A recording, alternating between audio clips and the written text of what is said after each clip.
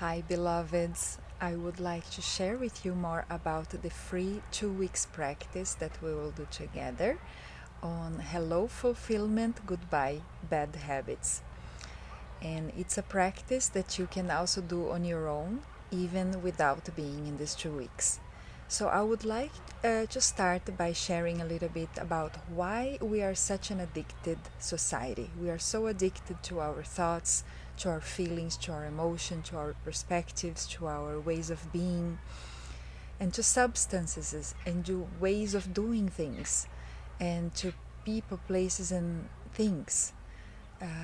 So we call it bad habits because most people don't want to admit that they are actually addicted to certain things. They think that, they have a lot of justifications on their mind for why they hold on to bad habits so dearly. So I would like to share a little bit with you why we are such an addicted society, why we have developed so many destructive habits instead of self-loving habits, constructive habits. So I'll start by sharing a little bit, contextualizing the context in which we were born. We were born as a very spontaneous baby, very cute little darling that wants its needs, his or her needs, to be taken care of. And our needs are deep connection, deep love, touch, food, rest, that our diapers get changed, and so on. And so when our deep needs are not fulfilled, we tend to go into patterns of thinking and believing that we are not worthy of that love, of that attention, of that connection. We're thirsty for attachment, for healthy attachment when we are born. And if our parents are too busy or too afraid to attach, they end up disconnecting from their own hearts, from their own true self, and they end up disconnecting from us, babies. So what happens is that we start distracting ourselves in order to not feel the pain of our needs not being met, because it's extremely uncomfortable to be thirsty for connection, to be thirsty for other needs being met and them not being met. And so every time that we have our mother and father or caretaker hugging us and giving us love and true presence, all our hormones, they go, they are showing satisfaction in this body. And every time we are not having our needs met, we are generating cortisol, adrenaline, and all the stress hormones. And dopamine is a hormone that Gabor Mate, for example, calls it the hug of the mother. And if we have had a lot of gaps where we did not feel the hugs of the mother or the caretaker when we actually needed the most, we might start striving for pleasure elsewhere, because we are designed to want to feel good, to want to feel pleasure. So the baby might get addicted to sucking on something, or holding a little toy, or replacing the presence of their caretaker for the present that they get in their hand. And that is a very sad situation. We start our addiction to things, screens, to daydreaming, to falling asleep and collapsing, or collapsing into tears from very early on. This is a trauma response. So it is important that we recognize that our habits, they come usually from a place of lack, a place where we're feeling there is a hole inside and there is something that is not being fulfilled, that at that early stage needed to be fulfilled by a parent, and we didn't have yet all the tools needed to fulfill our own needs. We were totally dependent on them, and then we carry on our lives later on with the same kind of behavior, thinking that someone else, something else should fulfill our gap instead of we finding a way to fulfill all of our needs. So then what happens? We grow up addicted, we grow up distracted with all kinds of toys and circumstances and ways of behaving that gives us temporary relief, temporary pleasure, and we do not have usually a teaching on how to sustain a practice that will give us long-term pleasure, a long-term relief, a long-term of sense of mastery, of knowing how to rest in our own core, which is already peaceful by nature. So the main key that I see is to find the love wherever we can find, in order to find the hug of the mother within and elsewhere, in places that are sustainable and constructive rather than in places that are destructive. To find that fulfillment, to fill in that hole with something that is really sustainable. So what would that look like? Number one, finding who you really are as a loving, aware presence. What does that mean? Right now you can notice that there is an awareness looking through your eyes that is unchanging. No matter what you think, how you feel, how restless you feel, how doubtful you feel, you have awareness as the basis of your experience. That awareness is very calm and peaceful by nature. So in these teachings I will guide you, and in all my teachings I will guide you, to recognize exactly how that awareness recognition brings us back to the recognition of innate peace, innate well-being, innate sense of fulfillment, of freedom, of inner bliss, to the point where we feel so drugged, I would say, on that inner bliss and fulfillment and self-love and love for everything and everyone, that we do not have so easily anymore a drive to search for that fulfillment in things, in substances, in destructive habits. But even for a person who practices resting as awareness, it's how we call it traditionally, for example, in Dzogchen practice, which is the main practice I'm trained in. Even with people practicing this for several years, they might have different reasons why they still feel that their addictions or destructive habits are bothering them.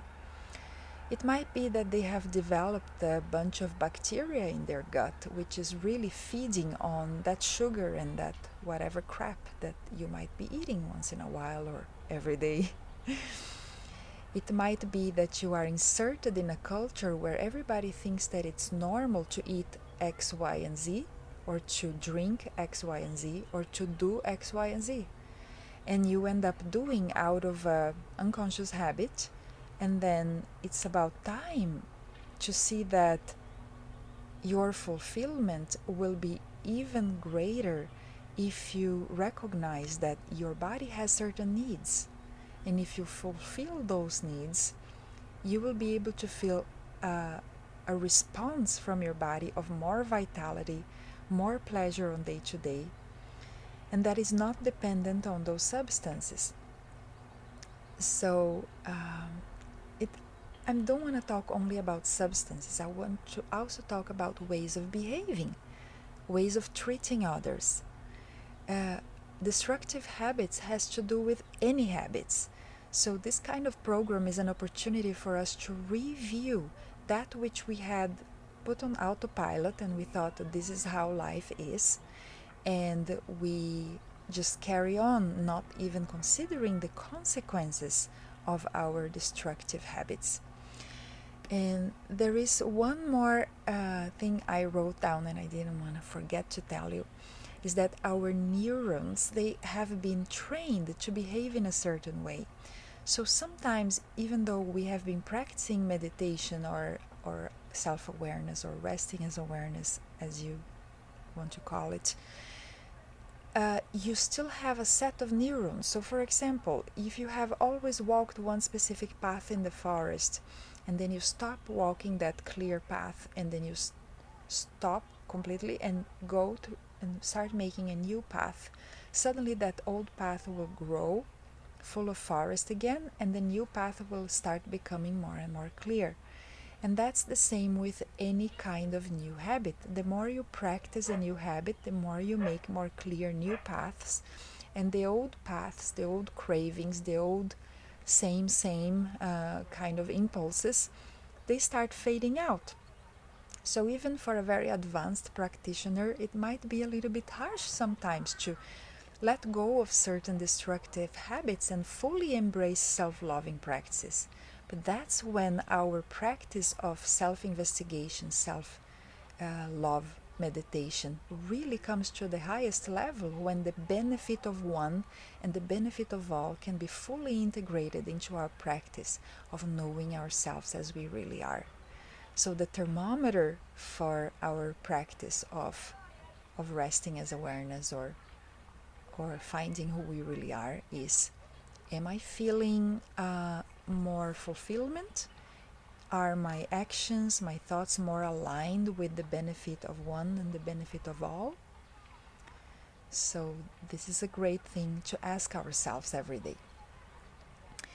And I want to talk a little bit about the program itself, the way I have designed. I have created some documents that is fun to read. So a list of habits, for example. On one column, what are the typical destructive habits? On the side of them, what is the positive counterpart? Another page talking about the consequences that we tend to deny about all of our destructive habits, so we become more aware of it. Another page talking about the positive consequences of us undertaking a program like this and start feeding better habits. And one last page of cheap excuses, which are typically the justifications we play to ourselves and to others, say why we don't want to change that habit. Oh, and we are full of them. When we are unconsciously just playing, we will play all kinds of justifications. That is really good to have a very aware trainer, an experienced mentor, to show you, to take you by the hand, put that document in front of you and say, hello, you have been playing a trick on you. You are going through a trap. I'm sorry to say, but I am here telling you because of your happiness, because I'm interested that you and humanity wake up to their best potential, to be the best version of themselves, the happiest, the most fulfilled, right? The world nowadays needs this more than ever. So besides this program, which I'm doing this time, and I will perhaps do it other times, you can also talk to me about private sessions, because sometimes our habits are so ingrained and they have to do with certain addictions that are a little bit dangerous to let go all at once. And when that is the case, it's really good to have a closer touch with a mentor. And the program that we're doing it as a group, which is also a very powerful tool for us to not feel alone, to have a group to share with.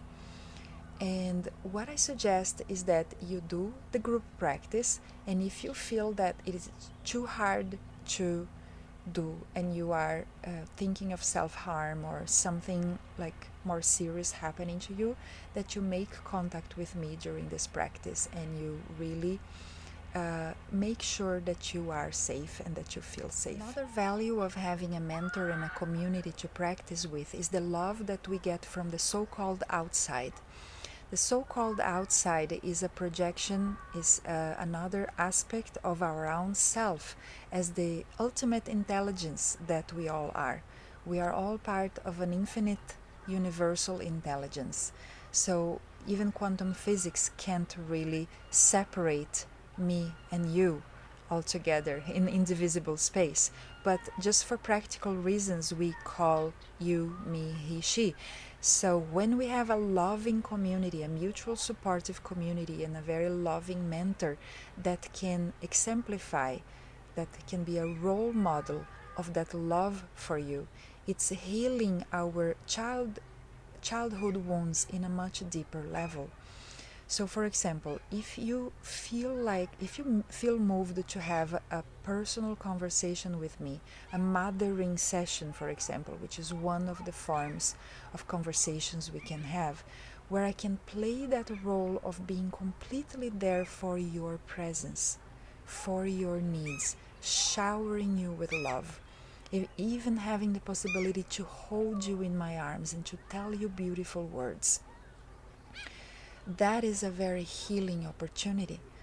And if you are able to create friendship more deeply with people who are sharing this practice and go for a walk together, exercise together, find things that you like to do together from the healthy list that I am sharing with you, then do that, because when we are practicing together with someone, we are able to feel the power of the community more clearly, because we are able to see someone, we're able to see their enthusiasm for self-love, their thirst for self-love. And in addition to that, if you can find also within this community an accountability partner, that will be the ultimate cherry on the cake.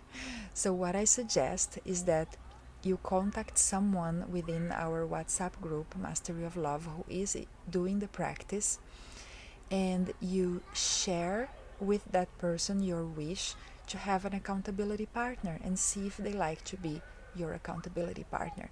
So you will hold each other accountable in a very loving and gentle way, in a way that you both agree that is comfortable for you. So for example, having a check-in a little bit every day on an audio, seeing how you're doing, maybe meeting for a walk, maybe meeting in a video call. So in that way, we are kind of holding each other's hands.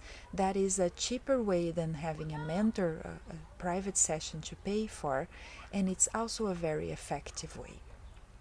Perhaps that person won't be able to offer you the same tools that a mentor would offer you, but anyhow, it's an extremely valuable tool. Okay? And one more thing I would like to tell you is that when we do such practice, the most powerful way to do it is that we take as many of our destructive habits as possible and replace them with constructive ones, so that our entire body starts feeling much more vital, and we start feeling the dopamine and the serotonin and the oxytocin and all the feel-good hormones as a result of this practice of doing small meditations throughout the day, of doing a daily walk or a daily exercise or a daily contact with nature. All the things that I am going to share with you, whatever you manage to fit into your life here and there, the more you are able to replace the destructive habits with the healthy habits throughout these 2 weeks, the more results you are going to get. So it's up to you how far you want to take this, okay? So I'm here for you, and if you do not feel, for example, ready to connect with a female mentor, you also can connect with Philip, my partner. He can be a support for you as well during this practice and also at other times. Even if you do not feel completely motivated at first, give it a shot, start with the practice, and the more the results of the practice start showing themselves, which is all these feel-good hormones that I've mentioned, the more the motivation starts increasing, and the more you feel the power to continue your practice. Okay, if you have any questions about the program, you are welcome to contact me in the WhatsApp group or personally. If you are not yet at the WhatsApp group and you have heard now of the practice and you want to enter, you're welcome to enter it and start the practice today. All right? A big kiss to your hearts, and we are in touch. I love you and I care for you. Feel that love. I'm here for you.